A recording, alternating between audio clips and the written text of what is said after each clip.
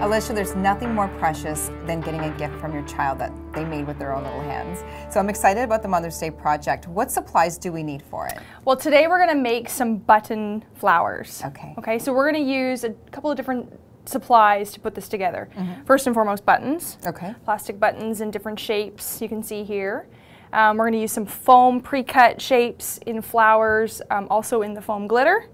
We're going to use some chenille and some dowel rods. Okay. What glue is best used for this project? We're going to use tacky glue in this project. Some of the foam shapes are sticky back, but for putting the button and perhaps some of the jewels and stuff on, we're going to use the glue, the tacky glue. Okay, well let's start making our project. Okay, so what's best to get started is to perhaps pick your shapes and start to lay them out how you think you want it to work. Put a little bit of planning together, color coordinating.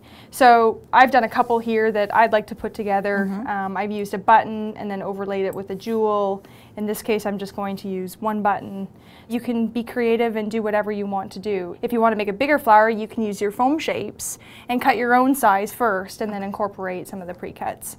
What's also neat about these foam shapes is you can see that they have pop-outs. Oh, yeah. So you can decide to leave them in or you can take them out. And use it for another project. That's right. You can see here this purple piece that I've used is actually the inside of a previous cut flower. So when you pull it apart, that's actually what's left over. Cool.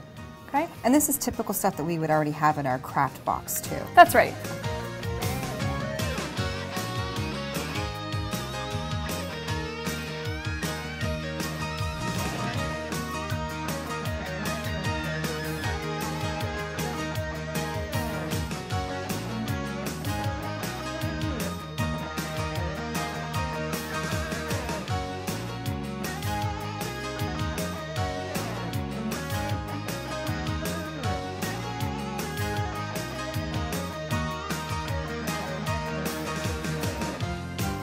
So once you have your flower created, you then adhere your flower to your dowel rod.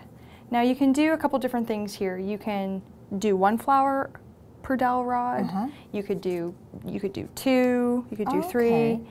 And then to decorate the stem of the flower, you could paint it or you could leave it bare. We've done a couple different versions here over to the side. You could use foam petals. You could use chenille and wrap it around the stick to make petals. Oh, very cute. Right? Or you could simply just wrap the chenille around the stem. Okay, so how do we get the stem onto the flower? What's the best way? You just use your tacky glue. What I would suggest is once you put it in place, lay the flower flat so that it doesn't roll around, and you may want to put something with a little bit of weight on it just to hold it in place until the glue takes tack. Okay, and how long should we let this dry? I would say 10 to 15 minutes. We'll give it a good tack, and then you can go from there. Great. Alicia, do you have any tips for kids on how they can display this to mom? Yes, they can use a variety of containers from home to display their flowers. One suggestion we have here is this is just an empty soap container where we've added in some pony beads. And this will allow, once you push your flower in, for it to stand up on its own. So perfect for a desk or a table at home. That's right, so they're not flopping all over the place. Well, Alicia, where can somebody go to get more information on the products that we used here today? They can log on to elmers.com. Thank you very much for a great Mother's Day craft. You're welcome, Tracy.